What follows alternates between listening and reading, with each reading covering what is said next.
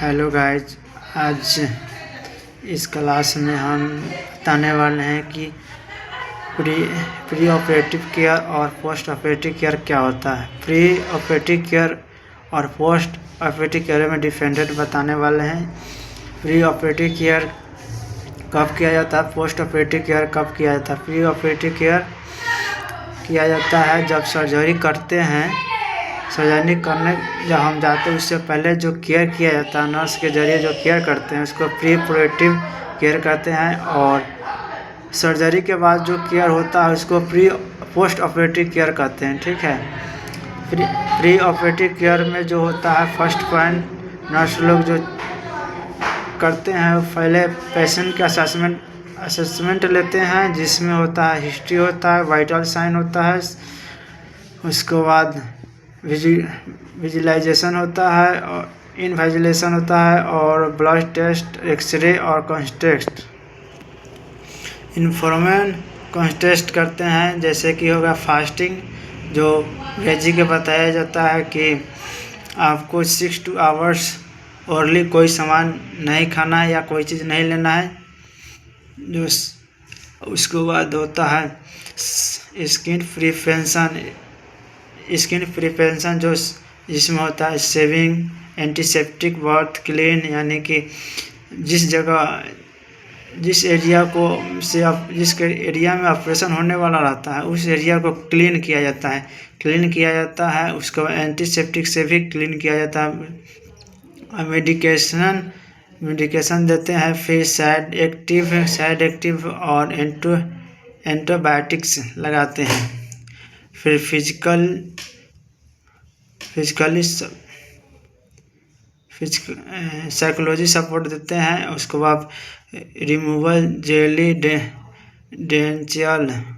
Denture जो बनावटी दांत होता है उसे निकाल देते हैं। कोई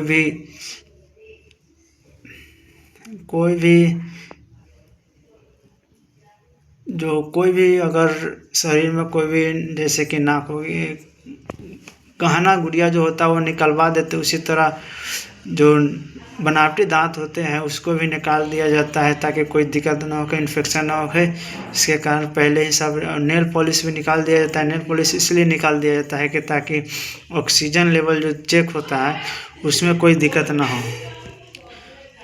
प्रिवेंट इन्फेक्शन और एसेप्टिक मेजर, ये होता है जो प्री ऑपरेटिव केयर का ये सब होता है। ठीक है। प्री ऑपरेटिव केयर में ये सब किया जाता है। एक नर्स का रोल होता है सब चेक कर तब ऑपरेशन ओटी या ऑपरेशन थिएटर रूम में भेजते हैं। और अब आते हैं पोस्ट ऑपरेटिव केयर।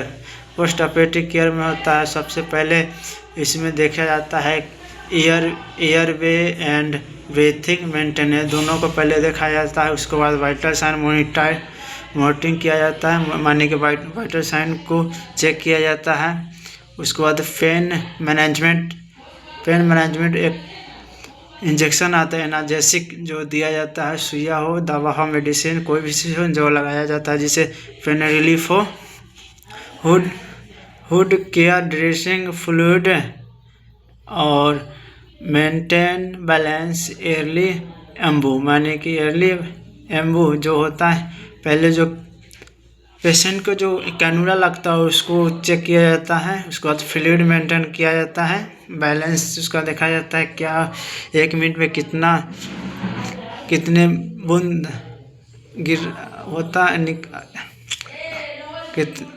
1 मिनट में कितना ड्रॉप चलाना है वो मेंटेन किया जाता है। और एयर बम देखा जाता है, जो ऑक्सीजन मास्क उसको लगा रहा था उसको ठीक से है कि नहीं उसको मेंटेन किया जाता है। और न्यूट्रिशन, अब आते हैं न्यूट्रिशन डाइट पर। न्यूट्रिशन डाइट में केयर कैसे करते हैं, न्यूट्रिशन डाइट केयर करने पे क्या क्या ध्यान दिया जाता है। न्यूट्रिशन डाइट जो होता है, फर्स्ट में जब पेशेंट नॉर्मल से पहले जो रहता है नॉर्मल हो जाता है तो उसको जो न्यूट्रिशन दिया जाता है, पहले लिक्विड दिया जाता है, सॉफ्ट, उसके बाद हार्ड। और जैसा complication, bleeding, infection, catheter, dry health, education, एक्रिच और मेडिकेशन फॉलो अप, यानी कि इसमें बताया जा रहा है ब्लीडिंग इन्फेक्शन तो नहीं इसको दिखाया जाता है, और कठेटा ड्राई अगर कठेटा लगा होता है उसे निकाल दिया जब जाने के समय होता है उस समय, और हेल्थ एजुकेशन इंक्रीज करते हैं, जैसे कि बताते हैं कि मेडिकेशन फॉलो अप, ठीक है, माने कि मेडिकेशन चल रहा है, आप जाइए घर फिर आकर मेडिकेशन ले जा सकते हैं।